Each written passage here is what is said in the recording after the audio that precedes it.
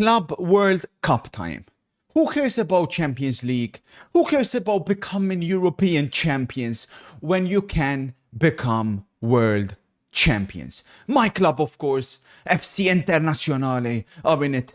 Our first game since that humiliating 5-0 defeat, which we will not go through or discuss. A lot of big teams. It seems like most of the hate, in my opinion, towards this competition, it's coming from fans whose clubs are not in it. Big prize money, big teams, big players, top class, young prodigies.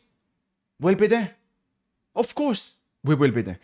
I'll tell you guys everything that will happen in this competition because, of course, most of you will not be familiar with some of the teams in it, potential upsets, who's winning. I'll go through everything. Group A, for me, is the toughest group to call. These are 4 teams. I wouldn't be surprised if it could be any order. Like, it's the toughest to call. But I'm going to start with the team at the bottom will be, I done this inverted. Al Ahly will be 4th. You know, they're a strong Egyptian team, most decorated African club of all time. They have the winner's mentality.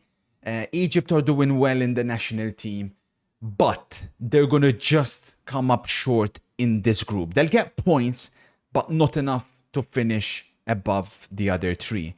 Inter Miami will finish 3rd, unfortunately. Well, I'll do the order because I've messed this one up. So, Inter Miami 3, Porto 2, Palmeiras 1. Now, as much as I want Messi, obviously, to go through, we have to call it like it is.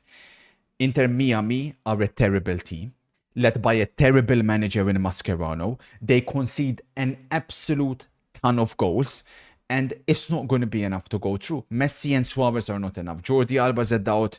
The defense is absolute shambles. There's only so much Messi will be able to do. I fear for Inter Miami, unfortunately. I've got Palmeiras ahead of Porto, which may be a surprise to some people. Porto haven't been that good. They're coming off a poor season by their high standards. There are still some top-class players in that team. Watch out for Rodrigo Moura, the young talent coming in, the greatest Portuguese talent we have seen since Quaresma. Top player. Of course, Diogo Costa will still be at Porto before potentially his move to City. But I've gone for Palmeiras. Palmeiras have been the most consistent team in the Brazilian league over the past 3 or so years. They've won big trophies, and of course, they have Estevao, who will be playing his final matches for Palmeiras in this tournament before moving to Chelsea. I'm going for Palmeiras 1, Porto 2. Both will go through. Group B, there's no surprises for me here. Seattle Sounders dead last. They only got in because of what they accomplished a couple of years ago. And remember that because it's going to be a common team, okay? It's not what you've accomplished this year to get in this tournament. It's what you've done over the past 3, 4, 5 years. Seattle are the biggest benefits of that. They've been very poor, and I don't expect them to do anything. Botafogo, of course, were the champions, the defending Brazilian champions. They've lost some players. That's what concerns me about them. It's going to be tough to go up against these 2 European giants. They can, but I can't see it because Atletico, for me, had a very, to some degree, underrated season. Like, they didn't win anything, but they played good. They played great, even. They just had a couple of blips here and there. But they're going to be a tough team to beat, and I can't see Botafogo upsetting them. I've gone PSG to top the group simply because PSG, I believe, will score more goals as well against Botafogo and Seattle than Atletico will. Well, PSG, the president has made his intentions very clear. They have big aspirations for this. They want to win it. So I've gone with them, of course, to winning, having dominated European football this season and, of course, French football. Group C. Bayern will top the group. Bayern, with Jonathan Tah coming in, recovering as a new signing, recovering Kim and Upamecano, they're going to be a force. I don't see any upsets here either. Auckland, probably the worst team in this competition. The New Zealand team have no chance. Boca Juniors, big historic club, but they've got washed up players. They're doing okay, but I can't see them troubling Benfica, who going forward, Benfica will cause, I think, all of these teams plenty of problems. Benfica and Bayern have already played against each other this year in the Champions League, and I believe it was a draw. So, but Bayern going forward, recovering Musiala, with Olise, of course, in fantastic form, and Kane up front. A bit concerned about the fullbacks, but like I said, Jonathan Tah coming in, Kim recover, Upamecano recovering, they'll top the group. No surprises here. This group, watch out. There's some underrated ballers in this group. I do think it's going to be like this. Experienza de Tunisia, very good defensive team. Very good defensive team. But going forward, there's not enough goals. LAFC are the best MLS team in this competition, no doubt about it. Known, of course, for having Hugo Lloris and Olivier Giroud in their team. They are scoring goals, but they have a much better defense than Inter Miami. But Flamengo have given them the edge. Watch out for De Arsukutika in midfield. The Uruguayan is in fantastic form for Flamengo.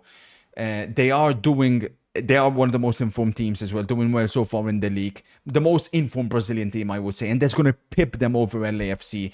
Chelsea, of course, they've just won the conference, got in the Champions League. They got good momentum. I've got them top in the group. Group E, which contains my team Inter.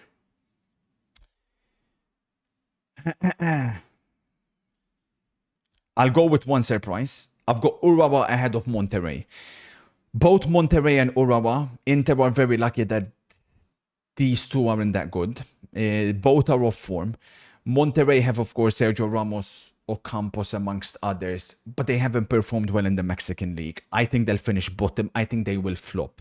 Watch out for their fans, though. They could make a fantastic atmosphere. They should turn up in numbers, could give them an advantage, but I don't see enough in that team. Urawa also, obviously, won the Champions League, the Asian Champions League, a couple of years ago. They fell off since, but they do have quick players. They play very direct. They could cause an upset here. I think River Plate could overtake Inter. I wouldn't be surprised if this happens. But I think I'm just going to pip Inter. We have bought Sucic. We have got Luis Enrique. So we have a stronger squad, which we were lacking. I repeated that even though we achieved the Champions League final. They will help. River, of course, have Monterrey. Gallardo's back in charge. They have good momentum. They're going to be a problem for many teams, but I think we'll just pip them. But I wouldn't be surprised if this occurs. But I'm going to go Inter 1, River 2. Group F is my first surprise. Mamelodi Sundowns, watch out for this team. South African national team doing very well. Most of their squad is composed of the South African national team. That gives them a huge advantage. Ulsan dead last, the Korean team, I give them no hope whatsoever.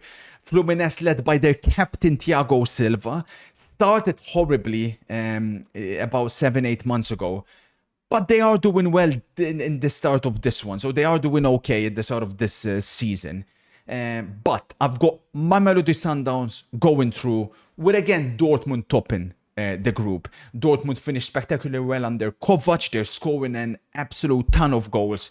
I expect the momentum to continue in this group. It's tough to see, the European teams getting topped in the group. I've went for Palmeiras ahead Porto. I think Palmeiras are the best Brazilian team. But other than that, I'm not seeing much. And the trend continues here. Al Ain, terrible team. I expect nothing from them, with all due respect. Wydad, they're decent, but again, they're not doing as well either team. They're not heading into this in good form. That's my fear for them. I can't see them overtaking Juventus and City. Juventus under Tudor have only conceded or only lost one game. Juventus did beat Manchester City, but Manchester City are heading into this tournament with a rejuvenated squad. Obviously, watch out for Cherki. Watch out for Reindeers in particular. Marmoush is only going to get stronger.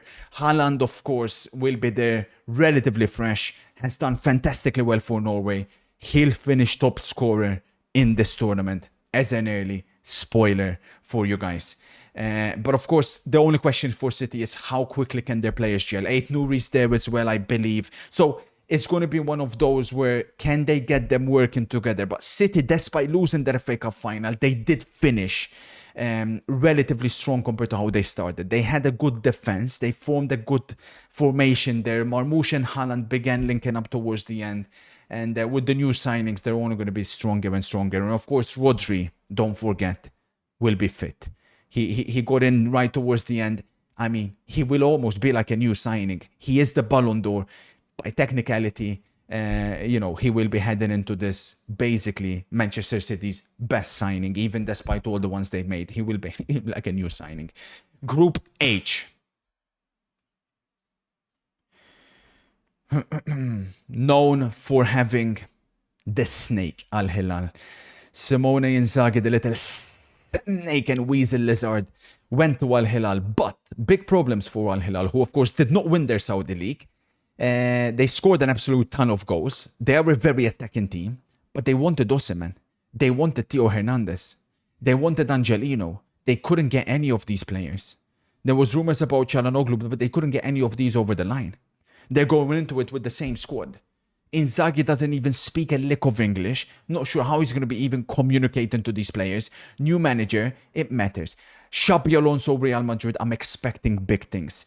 Yes, they still have a problem in midfield. Huijsen coming in at the back will be a huge for them. And of course, Trent as well. I can't wait to see him in a Real Madrid shirt. People are going to be surprised how quickly Xabi Alonso is going to get Real Madrid looking good. Under Ancelotti, I can't stress enough. It was a team with no tactics. Mbappe is in fantastic form. Goller will have a central role. Real Madrid, I expect, will have a very good tournament. They'll top it. I've gone Salzburg ahead of Al Hilal. Salzburg will be missing Konate potential, which is a big loss for them. But again, it's a team who will pip Al Hilal because of that chemistry they also have between each other in the Austrian national team. Watch out. Pachuca, sorry, no hope for them. They almost got relegated from the Mexican League. They're dead last in this. So these will be how the groups will finish. Then we'll get into the knockouts. Palmeiras versus Atletico. This is where Palmeiras' journey comes to an end. I could see an upset, but I like Atleti a lot. In one of matches, they're going to be tough to eliminate. Very tough. Bayern Flamengo, again, I don't see the Brazilian team causing an upset here. I've gone with Atletico and Bayern for the first quarter final. Inter, we should be able to go through against the South African team, despite, like I said, praising them, but Inter should go through. City should go to... It's tough to pick an upset here. There is a clear, I think, discrepancy between these top teams and the others. So I'm expecting that to continue. Same thing here. I'm not a big Porto fan. I think Porto will struggle big time against PSG. Chelsea, Benfica. I like Benfica a lot. Even though they didn't win the league. Going forward, these guys are incredible. But I'm going to go with Chelsea. Because Chelsea defensively, I think, were fantastic towards the end of the season. They can contain Benfica's attack. And I think Chelsea will cause a lot more problems going forward than Benfica can do the opposite way. First big upset. River Plate, I'm a huge fan of. Huge fan of. Mastantuono, of course, will be joining Real Madrid soon. I think he'll have an incredible tournament. And they are solid defensively as well. They're very solid defensively. Gallardo will stun Kovac. River to eliminate Dortmund. Real Madrid, Juventus. Won't be an easy game. Because Real Madrid are still missing that playmaker. But there's a lot of uncertainty about Juventus. Vlahovic in all likelihood will leave. They are lacking firepower. Watch out for Yildiz. I think he'll have a good tournament in this system that Tudor is playing. But Real Madrid will go through. Atletico versus Bayern. The problem with Atleti now in these type of matches is we know Bayern will attack. They're going to go forward. The weakness Bayern had that Inter exploited well was, of course, their centre-backs. They are having issues on the wings. But Atletico, the problem for them is they need a left-back. They're in links with Theo, but they haven't got one yet. And their wide players, very inconsistent. As a result, I'm going to go with Bayern Munich to win this one. Inter Manchester City, we played against each other in the Champions League. It finished 0-0 at the Etihad. I think City will have too much for us. The problem with Inter is mentally, we're going to be all over the place. The players look defeated, which is understandable. Kivo has a lot of work to do as a new manager. We're going to fall short in this one. Manchester City to go through. PSG Chelsea.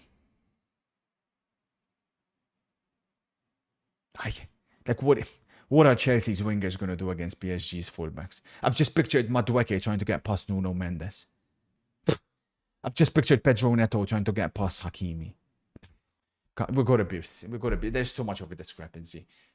And unfortunately, this is where River Plate's journey come to an end. Mastantuono against his soon-to-be team, Real Madrid, will be going through.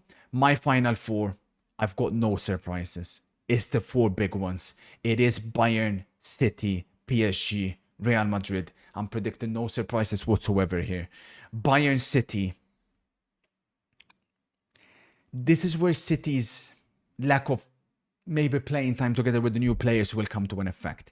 I predict Bayern Munich to go through and meet Paris Saint-Germain in the final.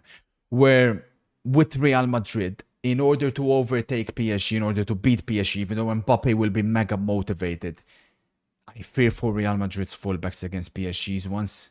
They still, of course, need left backs, and I think they'll have their way on the wings. We know Kvara versus Trent. We've seen that one. We know how that ended. There's still questions what system Xabi will use. He could go 3 at the back. But I think PSG are just simply, they have too much momentum heading into this tournament. But they will not win. My champions will be Vincent Kompany's Bayern Munich. In a one-off game, Harry Kane will make the difference. PSG's attackers, I've told you this before, they will cause probably problems to Bayern's fullbacks. But I've told you this before, PSG have been overrated.